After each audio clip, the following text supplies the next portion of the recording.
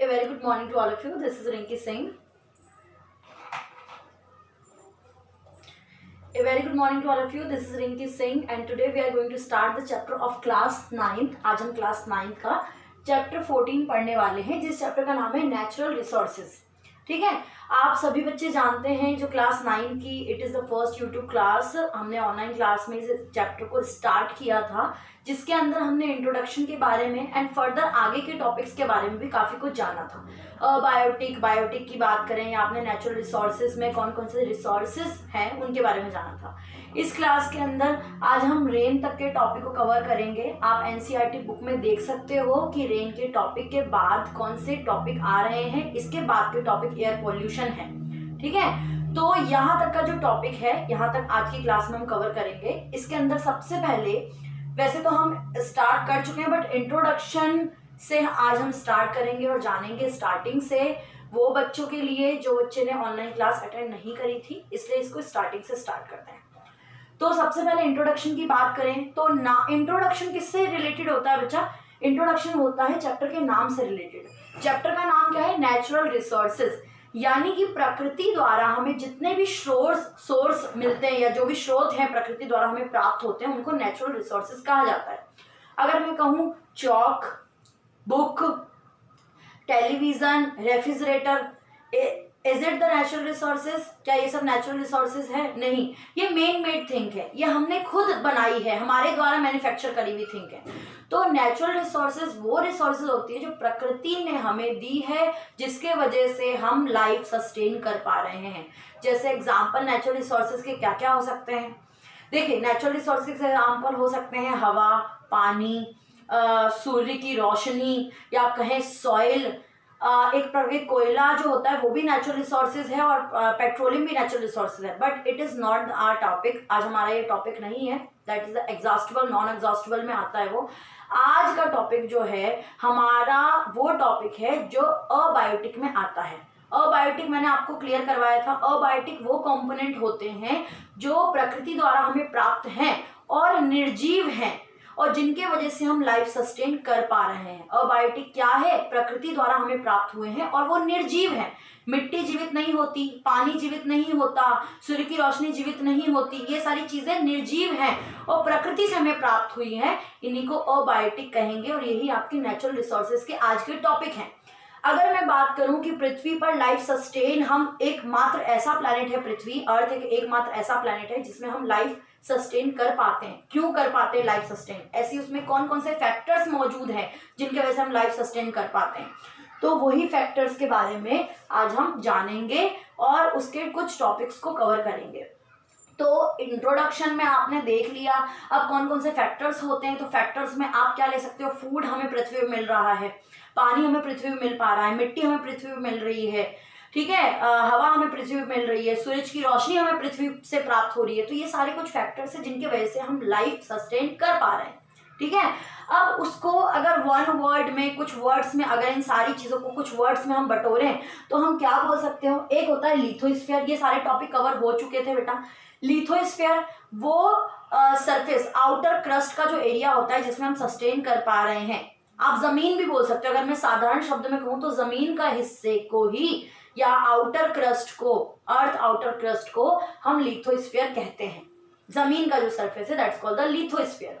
अब करें हाइड्रोस्फीयर, आपके पृथ्वी पर 75% वाटर की मात्रा मौजूद होती है, वही हाइड्रोस्फीयर कहलाती है। पानी की जो मौजूदगी, अंडरग्राउंड जो वाटर है या सरफेस पे जितना पानी मौजूद है आपके पृथ्वी पर, उसी को हाइड्रोस्फीयर कहा जाता है। Atmosphere, A thick layer of air, it's called atmosphere. जो आपके पृथ्वी ने एक हवा की मोटी परत जो ओढ़ी हुई है, हवा की जो चादर है, उसी को एटमॉस्फेयर कहते हैं। आप हवा इजिकल टू एटमॉस्फेयर भी ले सकते हो। ठीक है, बायोस्फीयर, ये तीनों एक दूसरे से इंटरकनेक्शन करके जितने जीवित प्राणी को जीने के लिए सरवाइव करवाते हैं उसी को बायोस्फीयर कहा जाता है। तीनों इंटर रिलेटेड करते हैं, इंटरेक्शन करते हैं तो एक बायोस्फीयर बनता है। I hope it's clear. The breath of life, air, हम एयर, देखिए अब हमने ये सारी चीज़ें एटमॉस्फेयर में या आप कहें कि पृथ्वी पर ये सारी चीज़ें मौजूद होती है, इसकी वजह से हम लाइफ सस्टेन कर पाते हैं।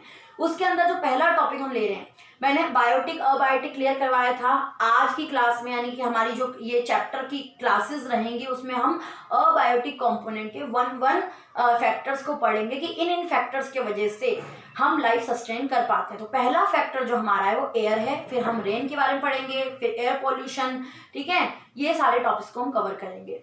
तो एयर जो हमारे श्वसन क्रिया होने की दर जो एयर कहलाती है, एयर हमारे पृथ्वी की बात करें तो एयर मिक्सचर ऑफ गैसेस से मिलकर बनी होती है। अब मिक्सचर ऑफ गैसेस में ये तो आप 4th 5th क्लास से पढ़ते आ रहे हैं, मिक्सचर ऑफ गैसेस में क्या क्या होता है।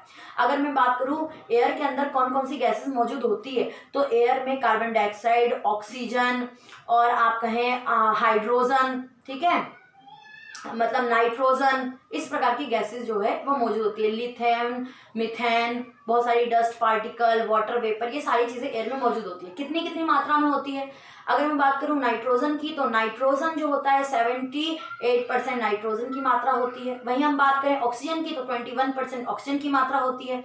जो 1% बचता है उसमें डस्ट पार्टिकल आते हैं, वाटर वेपर आता है, या आप कहें water vapour, dust particle, methane, इस तरह की कुछ गैसेस जो है आती हैं, ठीक है। तो आपके 1% में वो आती है। तो हमने मिक्सचर ऑफ गैसेस से एक एयर बनती है। अब बात करें कितनी कितनी मात्रा में कौन कौन सी एयर होने की वजह से हम लाइफ सस्टेन कर पाते हैं। ये स्टेबिलिटी जो होती है एटमॉस्फेयर बना के रखता है एयर के अंदर। आप सभी जानते हैं कि आज के टाइम पे जो पॉल्यूशन क्रिएट हो रहा है या अधिकतर अस्थमा की बीमारी, अलग अलग प्रकार की बीमारी हो रही है, that is because of pollution. और पॉल्यूशन जितने भी हम ह्यूमन एक्टिविटी कर रहे हैं, जो भी प्रक्रिया कर रहे हैं, उससे कौन सी गैस प्रोड्यूस होती है? आप जो ब्रीथिंग प्रोसेस करते हैं उससे कार्बन डाइऑक्साइड प्रोड्यूस होती है, बर्निंग से कार्बन डाइऑक्साइड प्रोड्यूस होती है, ह्यूमन एक्टिविटी से कार्बन डाइऑक्साइड प्रोड्यूस होती है, फैक्ट्रीज जो वर्क करती है या फैक्ट्रीज द्वारा जो भी उद्योगकर्ता जो कार्य कर रहा है, फैक्ट्रीज चल रही है, उससे कार्बन डाइऑक्साइड रिलीज होती है। तो इतनी सारी कार्बन डाइऑक्साइड जब एटमॉस्फेयर में रिलीज हो रही है, उसके बावजूद हमारा जो एटमॉस्फेयर के अंदर कार्बन डाइऑक्साइड की मात्रा है वो 0.03% कार्बन डाइऑक्साइड है। आप ये सोचो कि 100% में से 0.03% होने के बावजूद पॉल्यूशन इतना अधिक हो रहा है। तो अगर इतनी जगह से गैसेस प्रोड्यूस हो रही है, कार्बन डाइऑक्साइड प्रोड्यूस हो रही है, तो आखिर ये गैसेस अधिक क्यों नहीं हो रही है? क्यों? क्योंकि इतनी जगह से प्रोड्यूस होने के बावजूद इसका इस्तेमाल कर लिया जाता है। इसी वजह से एटमॉस्फेयर में स्टेबिलिटी जो है मेंटेन बनी जाती है। अब इस्तेमाल कौन करता है? आप तो सभी जानते हैं कि पौधे कार्बन डाइऑक्साइड का इस्तेमाल करते हैं, मैराइन एनिमल्स शेल्स बनाने में कार्बन डाइऑक्साइड का इस्तेमाल करते हैं। तो जो कार्बन डाइऑक्साइड हम प्रोड्यूस करते हैं वही कार्बन डाइऑक्साइड का इस्तेमाल फोटोसिंथेसिस द्वारा एक पौधा इस्तेमाल करता है, और मैराइन एनिमल समुद्री जीव जो होते हैं वो अपने शेल बनाने में कार्बन डाइऑक्साइड का इस्तेमाल करते हैं। इस वजह से आप एयर द्वारा ब्रीथ कर पाते हैं और हवा के अंदर मिक्सचर ऑफ गैसेस की मात्रा बैलेंस्ड रह पाती है। I hope it's clear. अब बात करते हैं role of the atmosphere in climate control.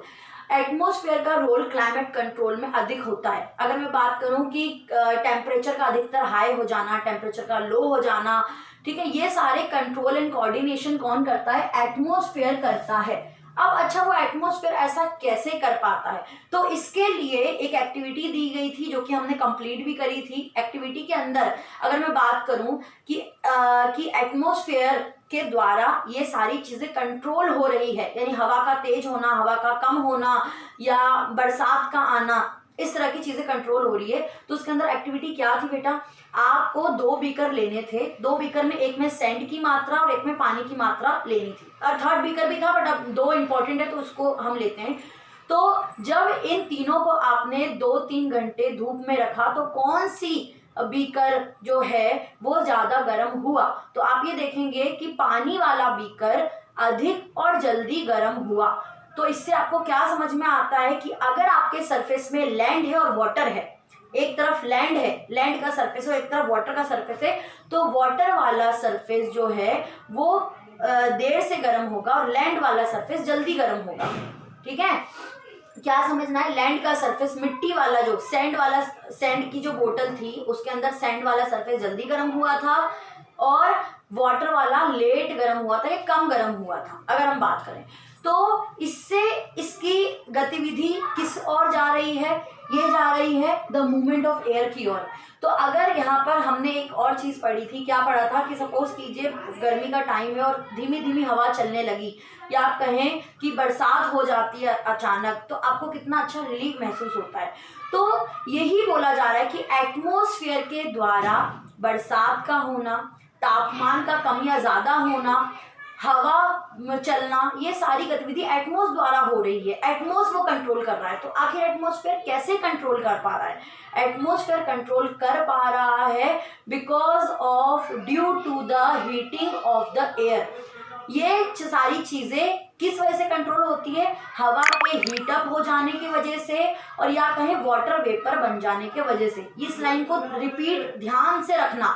अभी हम इसके फैक्ट की और अंदर की ओर जानेंगे कि इसके क्या किस किस वजह से हीटअप हो रही है हवा, या वाटर वेपर कैसे बन रहा है, बरसात कैसे हो रही है, हवा की गति ये क्यों है, हवा की गति लेफ्ट क्यों है, हवा की गति राइट क्यों है। ये सारी जितने भी क्वेश्चन है इनको अभी हम टॉपिक में कवर करेंगे। तो अभी सबसे पहले आपको ये समझना है कि अगर मैं बात करूं मूवमेंट ऑफ एयर किसके वजह से होती है? Movement of air due to the atmosphere होती है। अब एटमॉस्फेयर किस वजह से एटमॉस्फेयर हवा की मूवमेंट के लिए रिस्पॉन्सिबल होता है? क्योंकि एटमॉस्फेयर जो है उसमें हीट का प्रोड्यूस होना, हवा में हीट का प्रोड्यूस होना और वाटर वेपर के बनने से मूवमेंट ऑफ एयर जो है रिस्पॉन्सिबल होती है। अब हम जाने कि मूवमेंट ऑफ एयर किस प्रकार से होती है, वो हम डिटेलिंग में जानेंगे। तो देखो मैंने अभी बीच में एक एक्टिविटी बताई थी, एक बीकर में सैंड है, एक में वाटर है, तो कौन जल्दी हीटअप होगा? सैंड वाला जो होगा बीकर वो हीटअप होगा। इससे समझ में आता है कि लैंड जल्दी हीट होता है और वाटर लेट हीट होता है, उसकी कैपेसिटी कम होती है हीटअप की। तो एक एग्जांपल के थ्रू हम समझते हैं। जैसे कि सपोज कीजिए कि ये लैंड है, क्या है ये? लैंड। और ये क्या है? वाटर बॉडी है। वाटर बॉडी मतलब समुद्र में पाया गया पानी, अंडरग्राउंड वाटर, इस तरह से वाटर बॉडी, जितने भी पानी मौजूद है वो वाटर, ठीक है। अब ये वाला हीट हो जाएगा, ठीक है, और ये वाला लेट हीट होगा। जब ये हीटअप हो जाएगा, ये हीट जल्दी हो जाएगा, तो यहाँ से हीटअप हो जाने के वजह से ये इसका प्रेशर लो हो जाएगा। कैसे हो जाएगा प्रेशर लो? जब वो हीटअप हो जाएगा तो हवा अपनी और यहाँ की दिशा को ऊपर की ओर उड़ा के ले जाएगी। हवा क्या है? इस सरफेस का जो हीटअप के वजह से हवा ऊपर की ओर इसको ले जाएगी, इसलिए इसका टेम्परेचर जो हो जाएगा वो क्या हो जाएगा? लो टेम्परेचर हो जाएगा। क्या हो जाएगा? लो हो जाएगा, ठीक है, इसका टेम्परेचर लो हो जाएगा। अब यहाँ पर हीट नहीं हुआ है उतना, इसलिए ये हाई टेम्परेचर रहेगा। कैसा टेम्परेचर रहेगा? वाटर का हाई रहेगा।